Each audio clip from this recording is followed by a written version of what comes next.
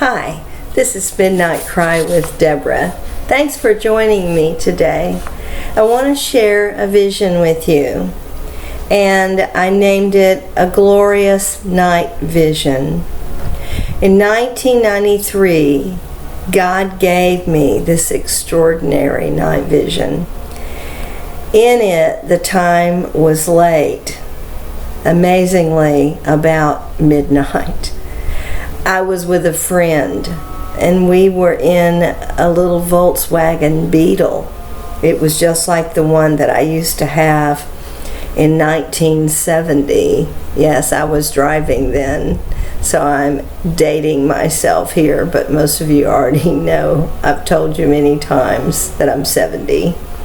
I just want to welcome you, and as I share this, I want you to ask the Lord, what does it mean? I just want to say thank you also for all of you that listen to me. It is absolutely amazing to me, truly amazing. So here goes. In reality, this friend was not anyone that I knew at the time. We were headed east down a lonely stretch of country road. It was an ink black night. No light was visible anywhere except the headlights of the little car. The moon was not shining. Not even a star was visible. We had just been remarking on how dark the night seemed, when suddenly in the distant sky there appeared a golden glow about 10 o'clock high. As we watched, the brilliance of the light intensified more and more as it drew nearer, and the clouds began to boil around and through that light, as if a tempest was brewing in the heavens. It seemed very unusual because there was no sound with it, no lightning and no thunder. Suddenly, bursting through the center of those radiant, turbulent clouds, appeared a team of mighty horses and a chariot very much like the type we've all seen on movies that depicted the days of the Roman gladiators. This team came charging toward us at full out gallop, faster than any horses I had ever seen on earth. In the chariot there stood a man. He was firmly gripping the reins in his right hand, and instantly I knew this was the Lord Jesus himself. With great excitement I thought, this must be the rapture. The joy of the Lord filled our vehicle as the light spread across the night sky from east to west. This unearthly, holy light seemed to emanate from the chariot and the horses and from the man. Then in an instant, the whole heavens were ablaze with the glory of it all.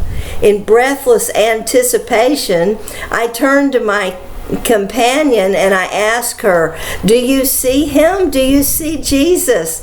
"Yes, yes," she cried in a shout of delight. "I see him." Expecting at any moment to be elevated out of the vehicle and into the air, I asked her, "Do you feel light yet?" I was expecting at any moment to be weightless, for gravity to lose its grip on us. "No, I don't," she cried, perplexed, dismayed. Neither did I, nor could I understand the meaning of this great and awesome scene we were witnessing together. It became clear to me that we were both seeing the same vision, and we were both thinking it must be the rapture. Indeed, there was no doubt in my mind that if it was the rapture, I was not going to miss it. I was seeing it, As the chariot raced on toward us, I began to understand this was a vision. Jesus was revealing himself to us. Then as I gazed in awe and amazement, I realized the radiant, billowing clouds could be seen clearly right through the oncoming chariot and the horses and the man. The figures were as if they were made of transparent glass and had the appearance of liquid molten gold.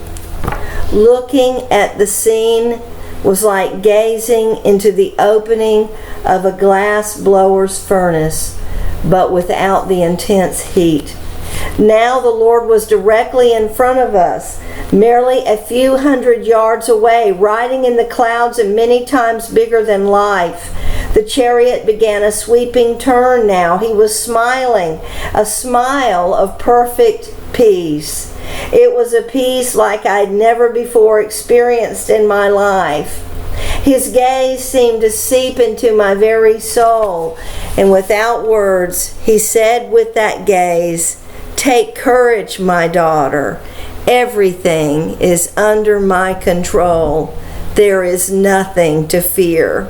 As the chariot began to turn northward, he reached out his left hand and beckoned to me in a sweeping gesture that very clearly gave me an instruction, or perhaps I should say an invitation to follow him. It said without doubt, "I want you to come with me." And within my heart, there was absolutely no hesitation. By the time we arrived at the place where the chariot had turned to go northward, the vision went up from us and disappeared as suddenly as it had appeared. There we were, still in the little old Volkswagen, very much earthbound, and everything the same as it was before.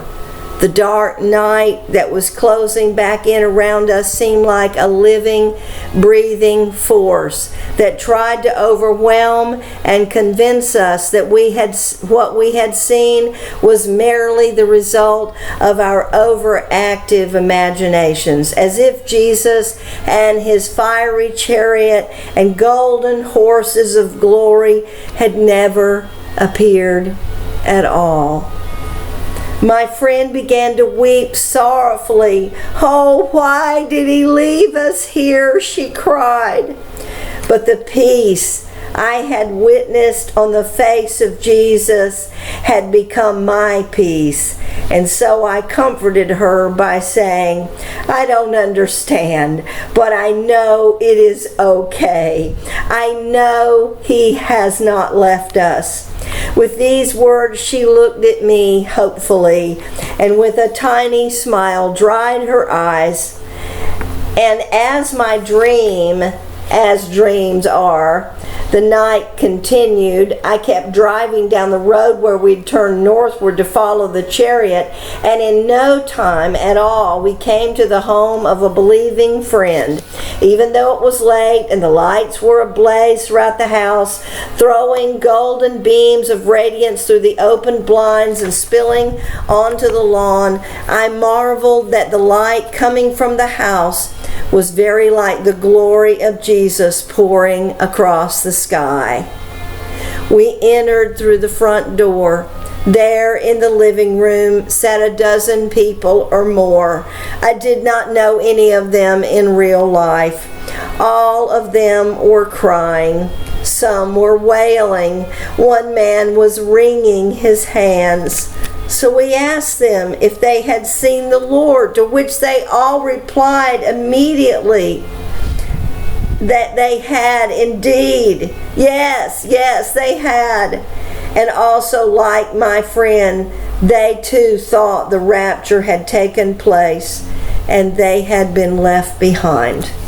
Then I heard someone weeping bitterly in the kitchen. So I left my friend with the admonition to comfort those in the living room.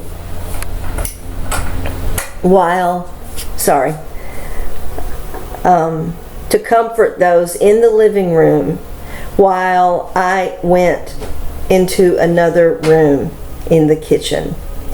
There in the kitchen, I saw a woman weeping bitterly. I could hear her, and I went to see what was happening. There I spoke with another woman. I tried to comfort her with the same words I had told my friend, but she was comfortless. I assured her that the rapture had not come and she had not been left. At last, I thought, I am going to go. If there's anyone on the earth that isn't going to miss the rapture, it's my mother, Deborah Williams. And I asked her, did she know her? And she said, yes. I said, well, look, if there's anyone I know that's going in the rapture, it's her. Let me go and see what she thinks, and I'll come back and let you know. I ran out the open door and across the front yard, and of course, as dreams are, I was immediately at my mother's house. Even at such a late hour, all the lights were on, as if to banish the darkness that wanted to take over the world around us. And once again, I noticed the light that was spilling out on to the yard was a golden light. My mother sat at her kitchen table crying, and as I entered, I called out, "Oh, Mom, did you see the Lord?" "Yes, I saw him," she cried, tears of disappointment streaming down her sweet, lovely face. "Why didn't he take us home? Why did he leave us here?" she continued. In the background, I could hear the TV going. It was on the Trinity Broadcasting Network station, and while trying to comfort my mother, I could hear the TBN director Paul Crouch attempting to explain that the studio was being bombarded with phone calls. "We can't believe what is happening," he stammered.